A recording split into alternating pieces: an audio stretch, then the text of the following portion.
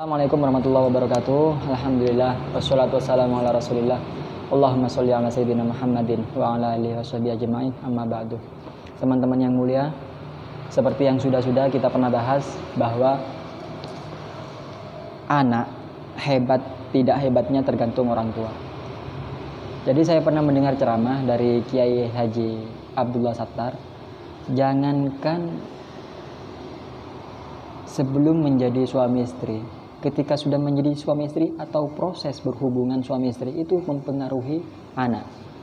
Dijelaskan bahwa katanya ketika hendak berhubungan badan, jangan dalam keadaan lampu gelap. Ketika dalam keadaan lampu gelap engkau berhubungan ketika hamil, anakmu nanti kulitnya buram.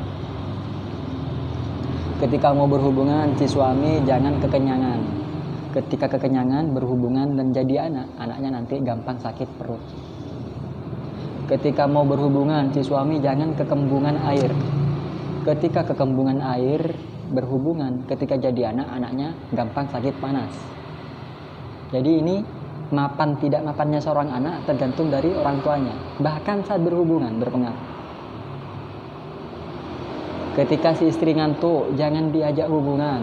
Ketika ngantuk diajak hubungan, kalau jadi anak, anaknya nanti ngantuan, gampang ngantuk. Nah ini, makanya jangan pernah mengabaikan atau meremehkan segala sesuatu bahwa masa sih kita melakukan ini kok ngefek ke anak. Loh, jangan sampai seperti itu. Anak dalam kandungan kita bacakan Al-Quran, nanti anak kita betah mendengarkan Al-Quran. Ini memang benar-benar terjadi. Ada kisah di Turki. Seorang anak kecil pintar sekali. Ketika membaca sesuatu cepat hafal. Sahabat-sahabatnya, teman-teman kelasnya iri semua. Akhirnya si anak ini nggak diajak bermain, nggak punya teman. Saking pinternya. Akhirnya dimusuhi oleh teman-temannya. Gurunya bingung, loh bagaimana ini cara mengatasinya ini?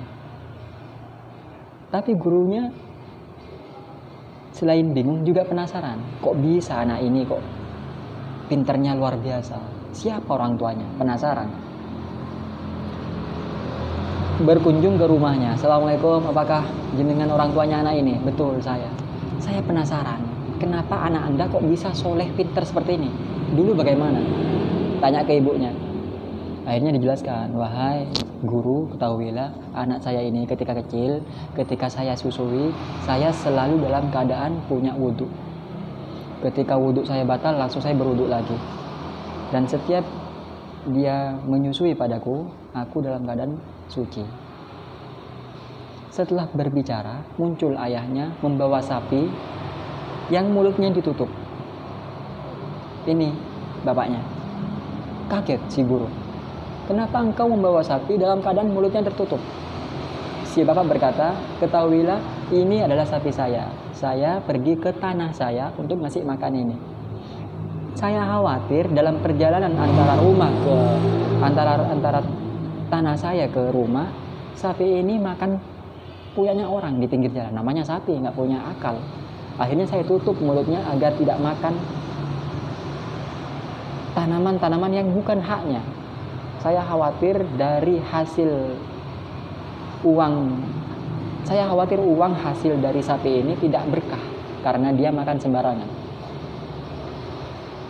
Sadar gurunya, oh jadi ini sebab anak jenengan pinternya luar biasa. Orang tua ketika mendidik anaknya betul-betul semua barang yang dimakan anak halal, baik, insya Allah berkah. Menjadi daging ini berkah. Ketika daging sudah berkah, halal, hal-hal yang dilakukan ya halal semua. Hal-hal yang dilakukan adalah kebaikan semua. Makanya ada ulama berkata, ketika daging yang ada dalam tubuh kita ini haram, akal ini susah menerima nasihat, akal ini susah mencerna segala sesuatu. Jadinya bodoh, angkuh, sombong, keras kepala. Yang mudah-mudahan Allah menjauhkan kita semua dari hal-hal yang diharamkan oleh Allah Subhanahu wa taala. Amin Allahumma amin. Mudah-mudahan bermanfaat. Assalamualaikum warahmatullahi wabarakatuh.